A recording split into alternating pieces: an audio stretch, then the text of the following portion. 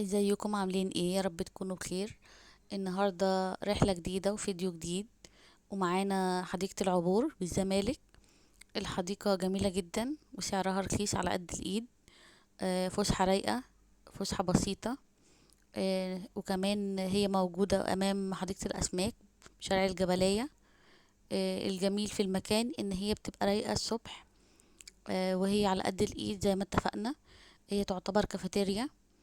المشروبات بتبدأ من 10 جنيه للشاي، واغلى حاجة 30 جنيه. طبعا في متناول الجميع. انت بتبقى قاعد على النيل، مفيش بينك وبينه الا سور حديد زي ما احنا شايفين.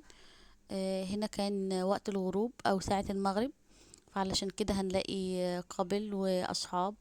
هنلاقي عائلات، هنلاقيها زحمة شوية. انما في العادي ان هي بتبقى رايقة. لكن ده كان يوم جمعة علشان كده كانت زحمة. لو عايز تقضي أفضل وقت في الحديقة، أنصحك تصحى الصبح بدري، الساعة 11 أو 12. دي في الحديقة بتبقى رايقة جدا، مبقاش زحمة كده. طبعا زي ما احنا شايفين قعدات على النيل، مفيش بينك وبينه إلا سور حديد. انت عايز ايه أكتر من كده تاني؟ خروجة رايقة على قد الإيد. والمميز في المكان إن الحديقة بتبقى فاضية زي ما اتفقنا.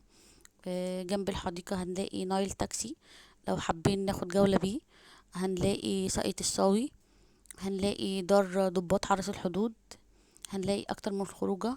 هنلاقي برج القاهرة، ده لو حبيت تقضي يوم في الزمالك. هنلاقي قصر عائشة فهمي، حاليا فاتح والدخول مجانا بالبطاقة. هنلاقي قصر سميحة كامل، وده سعر تذكرة الدخول 2 جنيه. هنلاقي أماكن كثيرة جدا تقدر تتفسحوا فيها وتقعدوا فيها في الزمالك. أتمنى لكم فسحة سعيدة ورحلة سعيدة. آه، لو عجبكم الفيديو ما تنسوش لايكات كتير، كومنتات كتير. لو عايزين تسألوني عن أفضل الأماكن في الزمالك، مصر الجديدة، الكوربة، أي حديقة أو أي كافيه محتاجين معلومة عنه، ياريت تسيبولي كومنت وأنا هجاوبكم على طول. دي طبعا أعداد تانية، اللي هي التندة دي غير الكافيتيريا. يعني انت ممكن تقطع تذكرة الدخول وتقعد على النيل عادي من غير ما تطلب مشروب. ودي الكراسي تبع الكافيتيريا طبعا زي ما اتفقنا. اتمنى لكم رحلة سعيدة. ويلا مع بعضنا نتفرج على بقية الحديقة. الجميل والمميز في المكان ان معاملتهم هناك ذوق جدا، وكويسين. المشروبات على قد الايد. المشروب ما بيتأخرش او الطلب ما بيتأخرش. وده مركبة كانوا مصطادين سمك، حبيت اصورها لكم. وده منظر النيل قد ايه جميل وقت الغروب. وده الجهة التانية من كورنيش العجوزة، ودي عادات تانية زي ما احنا شايفين مع بعضينا. لو حابين تقعدوا فوق او حابين تقعدوا تحت على النيل مباشرة. عامة الجنينة كلها انت شايف النيل في اي حتة او اي مكان انت قاعد فيه.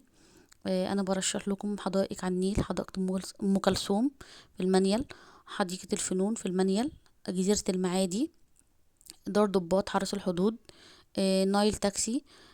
دي كلها حدائق او متنزهات تقدروا تخرجوا فيها وتغيروا جو. وخصوصا ان هي بتبقى على النيل مباشرة. وده منظر تاني من الحديقة. طبعا الحديقة كلها اشجار، وده بيدي راحة نفسية جميلة جدا. تقدروا تستمتعوا بالفيو والجو الرائع ده ب10 جنيه بس. تقدروا تقضوا يوم كامل زي ما انتوا حابين او زي ما انتوا عايزين في الزمالك. طبعا زي ما اتفقنا ان الزمالك كلها حدائق ومتنزهات وجميلة جدا. آه، يلا لايكات كتيرة، اشتراكات، كومنتات.